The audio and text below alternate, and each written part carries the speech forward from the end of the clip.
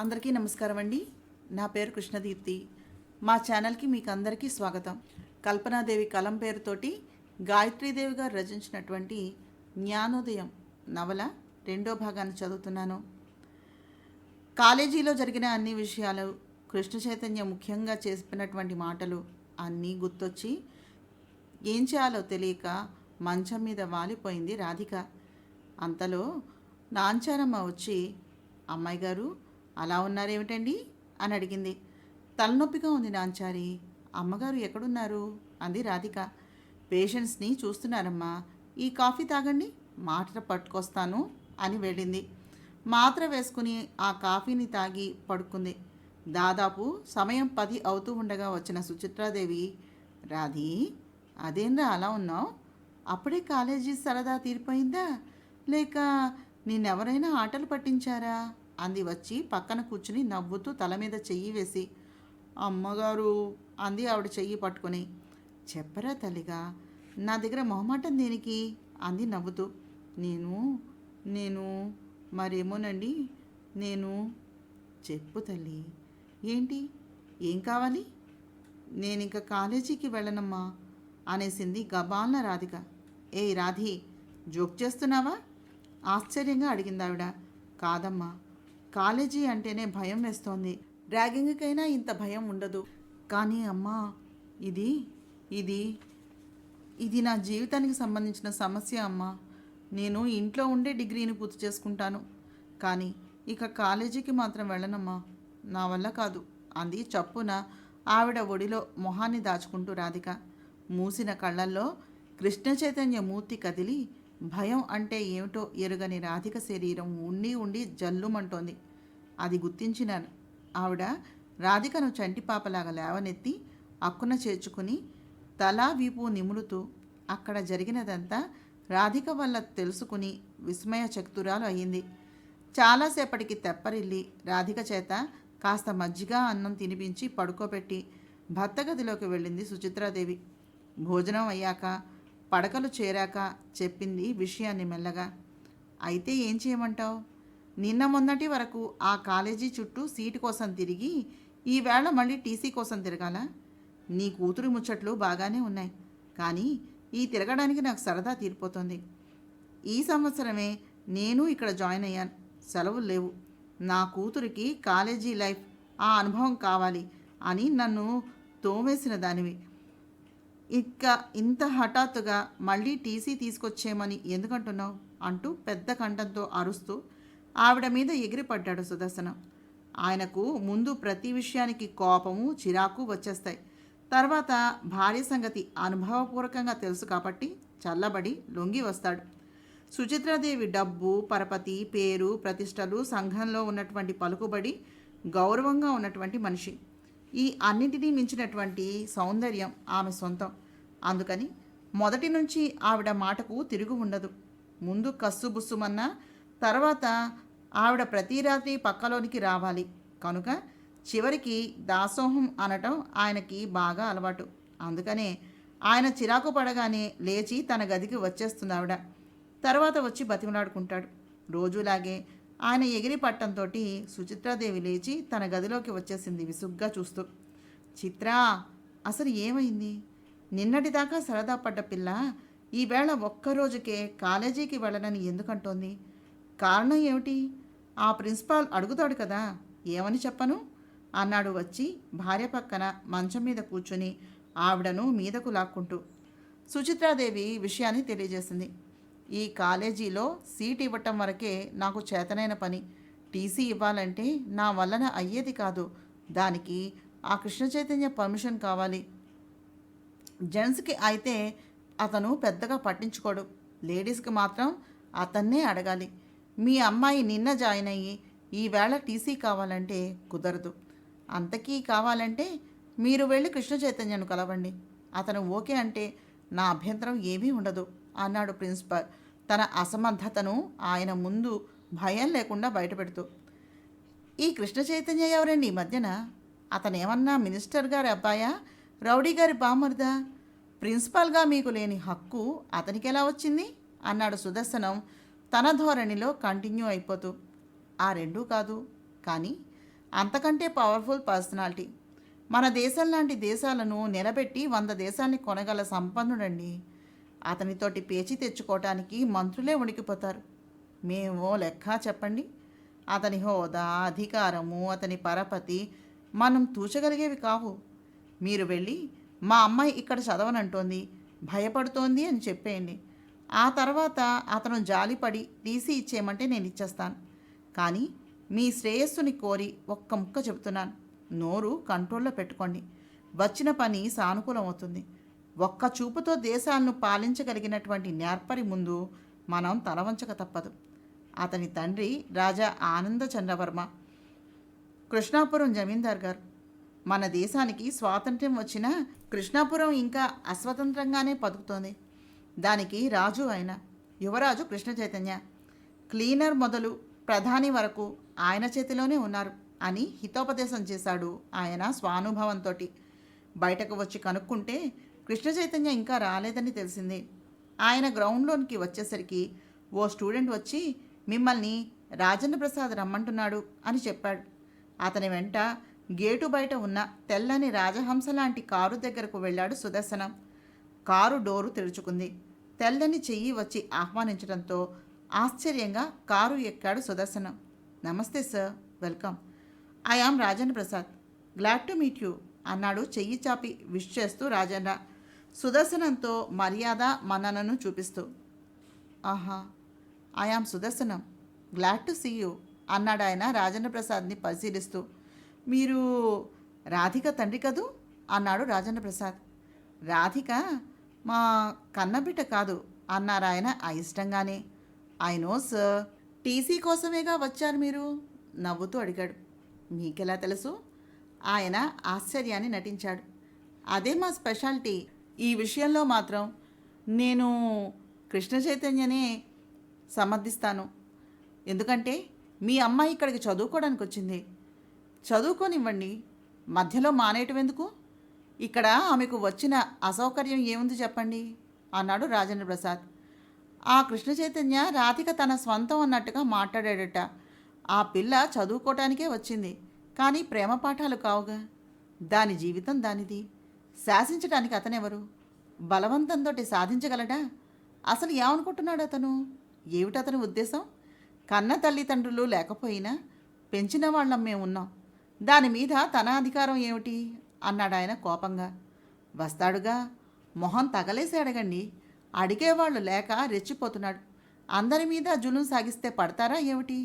ఎదుర్కొనేవాళ్ళు ఉంటేనే లొంగి వస్తాడు. నేను పర్సనల్గా చెప్పదలుచుకున్న విషయం ఒక్కటే, అనవసరంగా విరోధాలు తెచ్చుకోకుండా తన పని తను చూసుకోమని చెప్పండి. ఆ పైన అంగరక్షగా నేనెటూ ఉన్నానుగా. ఈ కాలేజీలో ఎందరో ఆడపిల్లలు చదువుతున్నారు.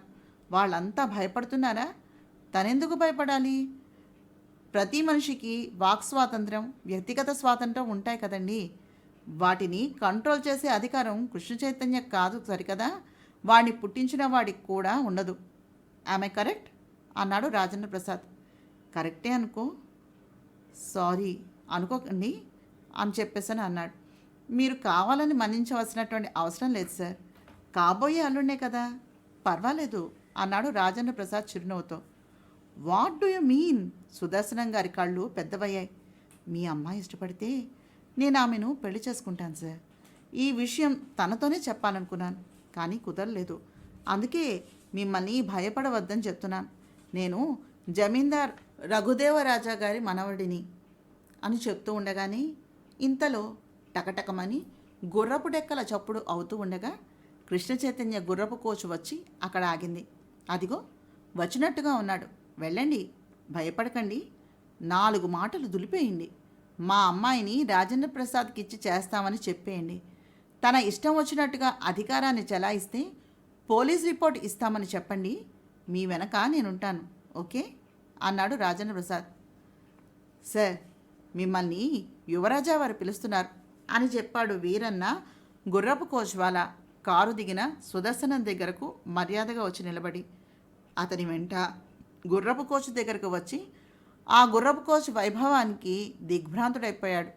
లోపల ముఖమల్ బాలీసక్కి ఆనుకుని కాలి మీద కాలు వేసుకుని కూర్చున్న కృష్ణ చైతన్యుని చూడగానే ఆయనకు వాగ్బంధనం అయిపోయింది. ఎడమ చేత్తోటి పైకి రమ్మన్నట్టుగా సైగ చేశాడు కృష్ణ చైతన్య. వీరేంద్ర డోర్ తెరిచి జబ్బపట్టి ఎక్కించడంతో జీవితంలో మొదటిసారిగా గుర్రపు కోచ్ ఎక్కి కూర్చున్నాడు సుదర్శనం కృష్ణ చైతన్యకు ఎదురుగా. ఒక్క క్షణం అమరలోకంలో ఉన్నట్టుగా అనిపించింది ఆయనకి. డాక్టర్ సుదర్శనం గారు మీరే అనుకుంటాను. నమస్తే. I am Krishna Chaitanya, son of Raja Anandachandra Varma from Krishnapuram అన్నాడతను. ఆ కంఠంలో, ముఖంలో, కళ్ళల్లో, చిరునవ్వులో, ఆ కూర్చున్న తీరులో రాజసం, మందం, టీవీ, కళాత్మకత, ఒక ప్రత్యేకమైన స్టైల్ కనిపించాయి. చేతులు జోడించాడు సుదర్శనం. కృష్ణ చైతన్య లాంటి వ్యక్తిని ఆయన పుట్టి బుద్ధి ఎరిగాక ఎప్పుడూ చూడలేదు. కళ్ళు, నోరు వెళ్ళబెట్టాడు అద్భుతంగా చూస్తూ.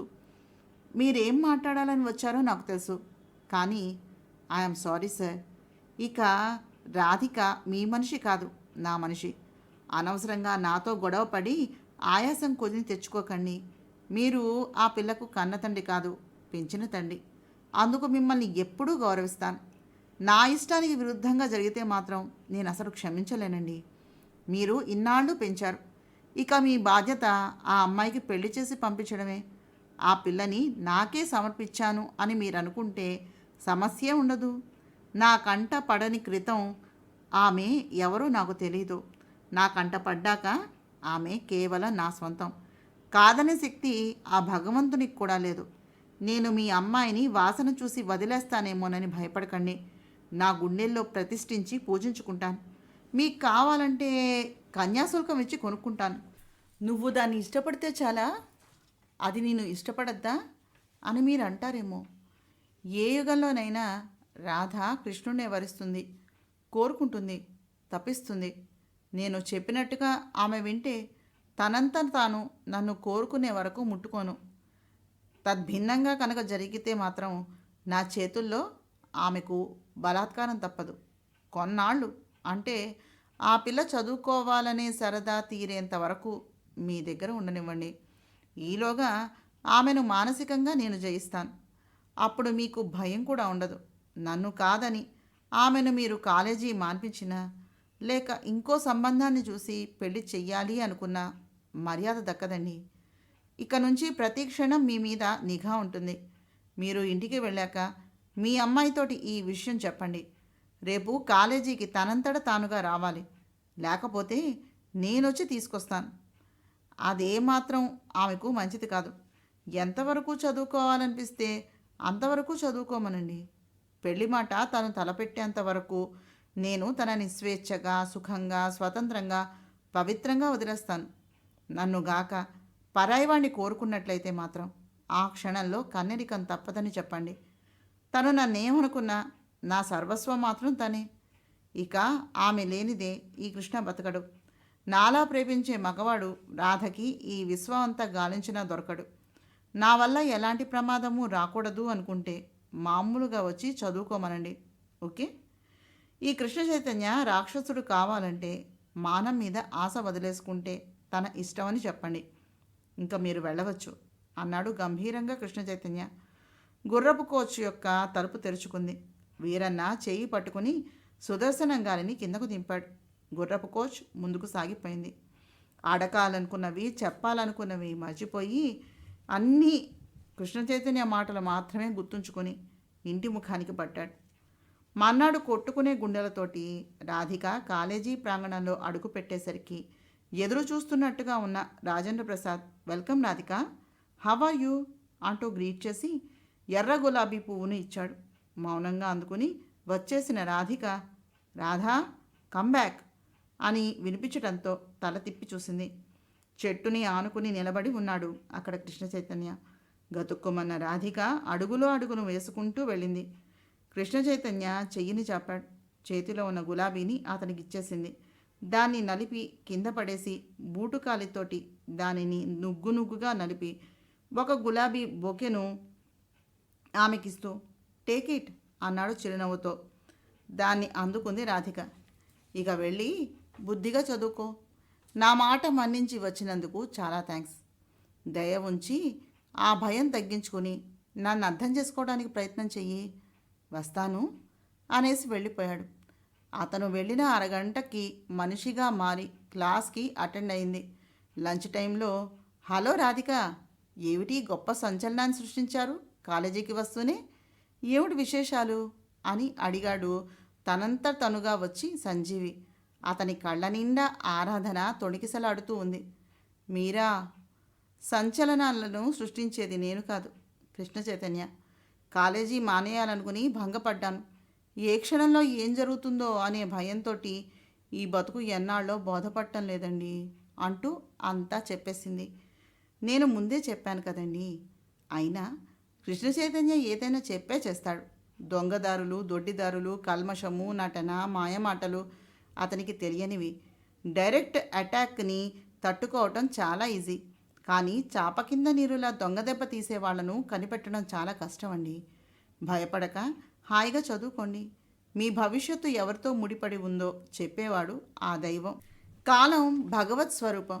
అది తేలేని మార్పులు ఈ సృష్టిలో ఏమున్నాయి? మీ సుఖ సంతోషాలను నేను చూడగలనో లేదో, అయినా మీ శ్రేయస్సు కోరే మిత్రుడుగా ఒక విషయాన్ని చెప్తున్నాను, బాగా గుర్తుంచుకోండి అన్నాడు. అలా మాట్లాడతారేమిటి? ఎందుకు చూడలేరు అంది రాధిక. ఎందుకంటే నాకు ఈ 65వ ఏట ఒక గండం ఉందట. అది దాటటం జరగదు. దాటితే మాత్రం లైఫ్ చాలా బాగుంటుంది అని మా ఇంటాయన చెప్పారు. అందుకని నేను ఆశలు పెంచుకోవటాన్ని మానేశాను అన్నాడు సంజీవి. భలేవారే, ఈ రోజుల్లో కూడా మీకు ఈ చాదస్తాలున్నాయా? అవేమీ జరగవు. జరగకపోతే మంచిదే. కానీ నేను పాండిత్యాన్ని, శాస్త్రాన్ని రెండింటినీ నమ్ముతాను. ఇంతకీ ఇందాక ఏదో చెప్తానన్నారు కదా, ఏమిటది అంది గుర్తు చేస్తూ. Krishna Chaitanya line, Rajendra Prasad tiger. ఈ ఇద్దరి మధ్యన ఇరుక్కున్న మీరు గుర్తుపెట్టుకోవలసినది ఒక్కటే. ఏ మగవాడైనా మీ అనురాగాన్ని, మీ స్పర్శను, మీ అనుగ్రహాన్ని కోరుకుంటాడు. మీ మనస్సు ఎవరి మాటతో, చూపుతో, చిరునవ్వుతో స్పందిస్తుందో అతని మెడలో వరమాల వేసేయండి. తర్వాత ఆ దైవం ఉన్నాడు. భయపడక హాయిగా చదువుకోండి అన్నాడు సంజీవి. లైన్ అంటే ఏమిటి, టైగర్ అంటే ఏమిటి అంది ఆసక్తిగా చూస్తూ రాధిక. అయ్యో, లైన్ అంటే సింహము అని. సింహం ఏం చేస్తుంది? సంజీవి నవ్వాడు. ఏం చేస్తుంది? డైరెక్ట్గా అటాక్ చేస్తుంది. అందుకేగా దాన్ని మృగరాజు అన్నారు. టైగర్ అంటే దొంగ దెబ్బతీస్తుంది. అవసరం లేకపోయినా వెంటాడి చంపి కొళ్ళబెట్టుకుని మరీ తింటుంది. అది దాని నైజం.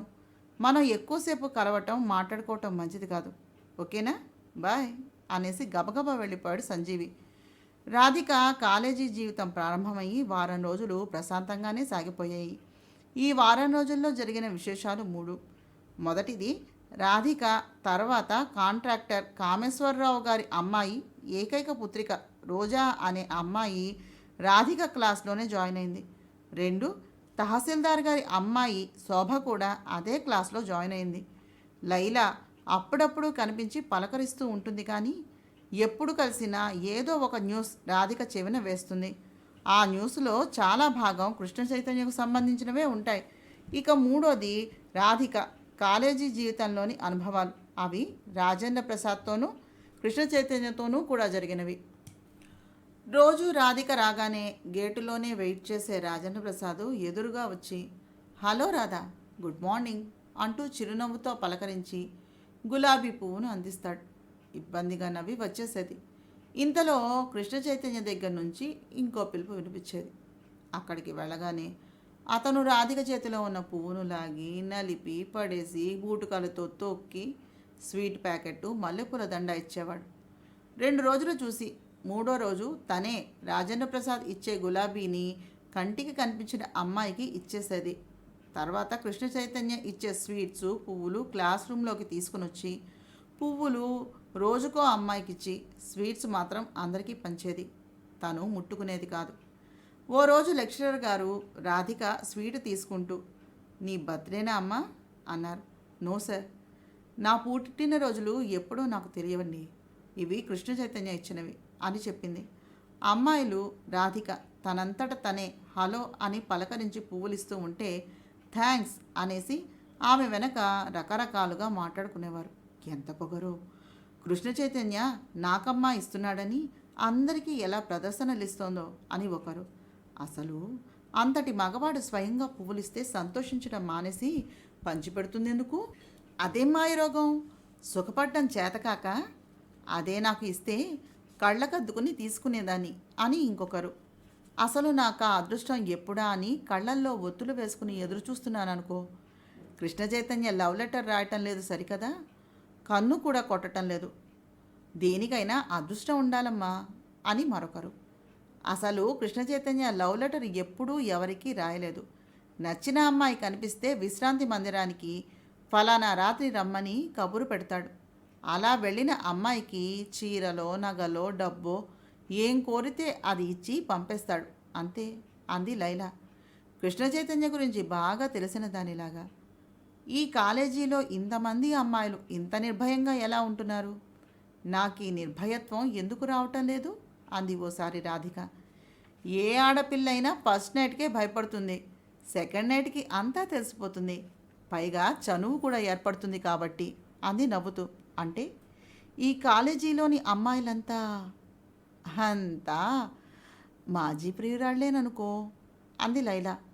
మరి కొంతమంది అతని ఆహ్వానం కోసం ఎదురు చూస్తున్నారేమో, చెదురు మదురుగా మిగిలి ఉండుంటారు, లేదా కొత్తగా అయినా వచ్చి ఉండాలి. నువ్వేం అనుకోనంటే ఓ సందేహం అంది రాధిక. అడుగు. సందేహం దేనికి అంది లైలా. మరి మరి మరి నువ్వు నిన్ను అతను ఆహ్వానించలేదా అంది. లైలా ముఖం ఒక్క క్షణం కసితో అవమానంతో ఎరుపెక్కింది. తర్వాత మామూలుగా అయిపోతూ, కృష్ణ చైతన్యకి తాజా పువ్వులే కావాలి, ఒకరి చేతుల్లో సువాసన కోల్పోయిన ఆడపిల్లల్ని ముట్టుకోడు అంది. అంటే అంటే నేను మా బావ చేతుల్లో శీలాన్ని కోల్పోయాను కాబట్టి నన్ను పిలవలేదు. ఇందాక అతని ఆహ్వానం కోసమని చాలామంది ఎదురు చూస్తూ ఉన్నారు అన్నావు చూడు, వాళ్ళు బహుశా నాలాంటి వాళ్ళేనేమో అంది లైలా. ఆ కండిషన్ ఎందుకు మళ్ళీ అంది రాధిక. ఎందుకంటే సుఖవ్యాధులు వస్తాయని భయమేనేమో. కన్నెవరో కాంతెవరో అతనికి ఎలా తెలుస్తుంది అంది ఒకసారి రాధిక. అదే అతని టెక్నిక్. ఒక్క చూపుతో జాతకం మొత్తం చెప్పేసే శక్తి సామర్థ్యాలున్నాయి. అలా కనిపిస్తున్నాడు అన అఖండ ప్రజ్ఞ ఉంది, రాక్షసత్వం ఉంది, రసికత ఉంది. ఒక్కసారి వాసన చూసిన అమ్మాయిని మళ్ళీ పిలవడట. అతని మీద రీసెర్చి బాగానే ఉంది కానీ నువ్వు మీ బావ చేతుల్లో శీలం కోల్పోవడం ఏమిటి అంది కుతూహలంగాను ఒక రకంగా జాలిగా చూస్తూ రాధిక. ఇంకెప్పుడైనా చెప్తానులే అని దాటవేసింది లైలా.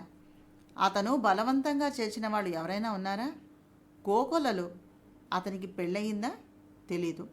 అసలు ఆ తల్లి తండ్రులు ఇతన్ని ఎందుకు ఇలా వదిలేశారు? బహుశా తంతాడని భయపడి ఉండుంటారు. ఎంతకాలం ఇలాగా? ఇక ఈ రాక్షసత్వానికి అంతం లేదా? ఎందరు బలి కావాలి? అంతా ఇలా ఊరుకుంటే ఇక ఆడవాళ్లకు రక్షణ ఎలా లభిస్తుంది? నీకు ధైర్యం ఉంటే వెళ్ళి అడిగిరా అంది లైలా ఒకసారి. రాధిక గుండె గుబేలు అనటంతో అమ్మో అంది. మరి అంతా అలాంటి వాళ్లేగా లైలా నవ్వేసింది. ఓ రోజు ఈ వేళ ఏం జరిగిందో తెలుసా? కమల వాళ్ళ అన్నయ్యకి ఉద్యోగం వేయిస్తానంటే తన కన్యత్వం కృష్ణ చైతన్యకు సమర్పిస్తాను అందట. ఈ కాలేజీ రైటర్గా వేయిస్తానని మాట ఇచ్చాడట అని చెప్పింది. ఇంకో రోజు తన పెళ్లికి 1,00,000 కట్నం అడుగుతున్నారని, తండ్రికి అంత ఇచ్చే ఓపిక లేదని, ఆ 1,00,000 ఇచ్చినట్లయితే ఈ రాత్రికి వస్తానని మనోరమ కబురు పెట్టిందోయ్. 1,00,000 పంపించేశాడట కృష్ణ చైతన్య అని చెప్పింది. మరో రోజు తల్లికి బైపాస్ సర్జరీ చేయిస్తానంటే ప్రియురాలిగా ఉంటానంటోందోయ్ కుసుమ. ఆ ఏర్పాట్లన్నీ చేయించేశాట కృష్ణ చైతన్య. అయితే అయింది కానీ ఈ ఆడపిల్లలు అతని వల్ల మంచి లబ్ధి పొందుతున్నారనుకో అని రోజుకో వింతలాగా వినిపిస్తూ ఉంటుంది లైలా రాధికకి. కృష్ణ చైతన్య కనిపించేంత వరకు అసహ్యం, అతను కనిపించాక భయం కలుగుతున్నాయి రాధికకు. ఇచ్చిన మాటకి కట్టుబట్టు రోజు ఉదయమో సాయంత్రమో మధ్యాహ్నమో ఒక్కసారి అక్కడ రాధికను చూసి వెళ్ళిపోతున్నాడు కృష్ణ చైతన్య. ఆ 2 నిమిషాలు అతని ముందు ప్రాణాలు బిగపట్టి నిలబడి అతను వెళ్ళమని చెయ్యి ఊపగానే పెద్ద ప్రమాదం నుంచి తప్పిపోయిన దానిలాగా వచ్చేస్తూ ఉంటుంది రాధిక. గాఢంగా నిట్టూరుస్తాడతను. ఆ విధంగా వారం గడిచిపోయింది. ఓ రోజు రాధిక క్లాస్లోనే బీఎస్సీలో జాయిన్ అయిన రోజా ఆ వేళ రాధిక తెచ్చి ఇచ్చిన పువ్వులు స్వీట్లు తీసుకుంటూ, రోజు తెచ్చి ఇస్తావు, ఇవన్నీ నీకు డబ్బులెక్కడివి? అంత డబ్బులు ఉంటే హాయిగా బట్టలు మంచి డ్రెస్సులు తీయించుకోక ఇలా తగలేస్తావెందుకు? ఎప్పుడు చూసినా లంగా మొనిల్లో కనిపిస్తావు, అవి కట్టిందే కడతావు, పాత చింతకాయ పచ్చడిలా కనిపిస్తావు అంది విసుక్కుంటూ. ఏ రోజా, పాపం రాధికకి నీలాగా కన్న తల్లిదండ్రులు లేరే. డాక్టర్ సుచిత్రాదేవి పెంచుకుంటోంది. ఆవిడకు తెలియదు, ఇది అడగదు. మంచి బట్టలు ఎలా వస్తాయి? ఈ స్వీట్లు పువ్వులు కృష్ణ చైతన్య రాధిక సౌందర్యాన్ని కోరి రోజు ఇస్తూ ఉంటాడు. అతను ఇస్తున్నాడు కనుక తెచ్చి మనకిస్తోంది అంతే అంది లైలా జవాబు చెప్తూ. ఎవరా కృష్ణ చైతన్య? అతని గురించి రకరకాల కథలను వింటున్నాను. ఎంతమంది మానవ ప్రాణాలు బలికొంటాడతను? ఒక్కసారి నాకు అతన్ని చూపించు, మరచిపోలేని విధంగా పాఠాన్ని నేర్పుతాను. అసలు ఆడపిల్లలంటే ఏమనుకుంటున్నాడో నా సంగతి తెలియదు అతనికి. దెబ్బకి దేవేంద్రుడు గుర్తు వచ్చేలా చేస్తాను. నేను కాంట్రాక్టర్ గారి అమ్మాయిని అని బీరాలు పలికింది రోజా, అమ్మాయిల్లో కుతూహలాన్ని పెంచుతూ. సరే, సాయంత్రం కాలేజీ వదిలేశాక చూపిస్తాను. ఏం చేస్తావు అంది లైలా. వద్దు రోజా, తొందరపడకు అంటూ ఏదో చెప్పి ఆపబోయింది రాధిక. నీ ముసలమ్మ కబుర్లు నా దగ్గర చెప్పకు అంది రోజా. చిన్నబోయిన ముఖంతో మౌనాన్ని వహించింది రాధిక. సాయంత్రం అవుతున్న కొద్దీ అందరిలో టెన్షన్ పెరిగింది. స్టూడెంట్స్ అంతా గ్రౌండ్లోకి వచ్చి గుంపులు గుంపులుగా నిలబడ్డారక్కడ. లైలా వల్ల సమాచారం తెలుసుకుని ఇదేమీ తెలియని కృష్ణ చైతన్య తన బృందంతో వస్తున్నాడు. అందరిలోకి బాగా పొడుగ్గా ఉండడం వల్ల అతను స్పష్టంగా కనిపిస్తున్నాడు. రాధిక లైలా వెనుక ఒదిగి నిలబడిపోయింది. రోజా మెట్లు దిగి పరిగెత్తుకుంటూ వస్తూ కృష్ణ చైతన్యను గుద్దేసింది. ఏ పిల్ల, కళ్ళు కనబట్టం లేదా అన్నాడు కృష్ణ చైతన్య. ఇడియట్, నన్నెంత మాట అన్నావురా అంటూ చెళ్ళుమని కొట్టింది రోజా కృష్ణ చైతన్యను. అంతే, అంతా మంద్రించినటువంటి బొమ్మల్లాగా అలా ఉండిపోయారు. చుట్టూ ఉన్న గాలి వెలుతురు కూడా కంపించిపోయాయి. కృష్ణ చైతన్య పళ్ళు పటపటలాడాయి. గబాల్న అడ్డుపడ్డ ప్రిన్సిపాల్ చేతులు జోడిస్తూ, నా ముఖం చూసి ఇక్కడ గొడవ చేయకయ్యా, దయచేసి వెళ్ళిపో కృష్ణ, కాలేజీ దాటాక నీ ఇష్టం అన్నాడు. రా బయట తెలుసుకుందాం అని పెద్ద పెద్ద అంగలు వేస్తూ వెళ్ళిపోయాడు అతను. లైలా, జ్యోతి, వాణిల వెంట తను బయటకు వచ్చి ఓ చెట్టు చాటున ఒదిగి నిలబడిపోయింది రాధిక. రోజా నిర్భయంగా నడిచి వెళ్ళబోతూ ఉంటే ఎదురుగా నిలబడ్డ కృష్ణ చైతన్య చెయ్యి పట్టుకుని లాగి నడి రోడ్డు మీద ఆమె చెక్కిళ్ళు పట్టుకుని పెదవులు కొరికి కిస్ చేసి, నీ అబ్బతో చెప్పుకోవే కొత్తిమీర కట్ట అనేసి వదిలేశాడు. అంతా నవ్వేశారు. రేపు వస్తావుగా, చూపిస్తాను నా తడాక అంది రోజా ఆగ్రహంగా. పోవే టక్కులాడి, నీలాంటి వాళ్లను ఇంతమంది చూశాను అని నిర్లక్ష్యంగా నవ్వి గుర్రపు కోచ్ని ఎక్కేశాడు కృష్ణ చైతన్య. మన్నాడు ఏం జరుగుతుందా అన్నట్టుగా లెక్చరర్లు దగ్గర నుంచి అంతా ఎదురు చూస్తూ ఉన్నారు. రాధిక, జ్యోతి, వాణిలతోటి చెట్ల వెనక ఒదిగి నిలబడిపోయింది. అంతా ముందే వచ్చి అనువైన ప్రదేశాల్లో నిలబడ్డారు. రోజా తన కారులో వచ్చి ఆ కారు రోడ్డుకి అడ్డంగా నిలబెట్టింది పంతంగా. ఇందులో కృష్ణ చైతన్య గుర్రపు కోచు వస్తున్న శబ్దం వినబడింది. అంతా అలర్ట్గా మారిపోయారు. ఈ సమయం కోసమని అంతా ఆసక్తిగా ఎదురు చూస్తూ ఉన్నారు. ఏ సమయం కోసం ఎదురు చూశారో ఆ సమయం రానే వచ్చింది. కారు అడ్డంగా ఉండటంతో దాన్ని తీయమని వీరన్న కోచుకి ఉన్న హారన్ని నొక్కాడు. కృష్ణ చైతన్య ఏమిటా న్యూసెన్స్ అన్నట్టుగా విసుగ్గా చూశాడు. కారులో నుంచి తల బయట పెట్టిన రోజా, నీ అబ్బతో చెప్పుకోమన్నావుగా, తీసుకొచ్చాను నీకు మొగుళ్ళని అంటూ వెనక్కి చూసి, కమాన్ హరి అప్ అంది కసిగా. వెంటనే ఆ కారులో నుంచి నలుగురు ఎనుబోతుల్లా ఉన్న పహిల్వాన్లు దిగారు. వాళ్ళ వేషభాషలు, క్రూరమైన చూపులు, కసాయి నవ్వులు చూస్తే ఎలాంటి వాళ్ళకైనా సరే గుండెల్లో దడపుట్టక మానదు. వాళ్ళు గుర్రపు కోచుని సమీపించి వికటంగా నవ్వారు. చుట్టూ ఉన్న జనంలో ఆందోళన తలెత్తింది. రాధిక భయం భయంగా చూస్తోంది, ఏదో తెలియని ఆరాటంతో. వీరన్న చిరునవ్వుతోటి వెనక్కు చూశాడు. మెరిసే కళ్ళతో అందంగా నవ్వి తల ఊపి గుర్రపు కోచు దిగిన కృష్ణ చైతన్య ఒంటినున్న షర్టుని తీసి వీరన్న మీదకు విసిరేసి బేర్ బాడీతోటి నిలబడి, వీళ్ళేనా, ఇంకెవరైనా ఉన్నారా అన్నాడు రోజా వైపు చూసి కన్ను కొట్టి నవ్వుతూ. ఏ, వీళ్ళు నీకు సరిపోరా నాయనా నీ మగతనానికి హేళనగా నవ్వింది రోజా. నా మగతనాన్ని రుచి చూసిన ఆడపిల్ల కత్తులు దుయ్యదు రోజా, ముద్దులు విసిరిస్తుంది. వీళ్ళు సరిపోరు, వీళ్ళే కాదు, అసలు నాకెవ్వరూ సరిపోరు. సరే, సరదా పడి తీసుకుని వచ్చావుగా, కడుపు చేసి పంపించడం నా ధర్మం అని ఆ రౌడీల వైపు తిరిగి, చూడండి బ్రదర్, ఆడపిల్ల మాటలు నమ్మి వచ్చారు. మీ మీద నాకే వైరము, కార్పణ్యము, ప్రతీకారము లేవు. ప్రాణాల మీద ఆశ ఉన్నట్లయితే వెంటనే వెళ్ళిపోండి. ఆ పిల్ల ఇస్తానన్న దానికన్నా ఎక్కువ ఇచ్చి పంపిస్తా. అనవసరంగా నా చేతి దెబ్బతిన్నారా, మృత్యువు వెంట్రుక వాసిలో వచ్చేస్తుంది. జాగ్రత్త, తర్వాత చెప్పలేదు అని అనుకోవద్దు అన్నాడు హెచ్చరికగా నవ్వుతూ. కల్పనాదేవి కలం పేరుతో గాయత్రీదేవి గారు రచించినటువంటి జ్ఞానోదయం నవలను చదువుతున్నాను. నా ప్రయత్నం మీకు నచ్చినట్లయితే తప్పకుండా మా ఛానల్ సబ్స్క్రైబ్ చేసి, షేర్ చేసి, లైక్ చేసి, కామెంట్ చేయండి. నమస్తే.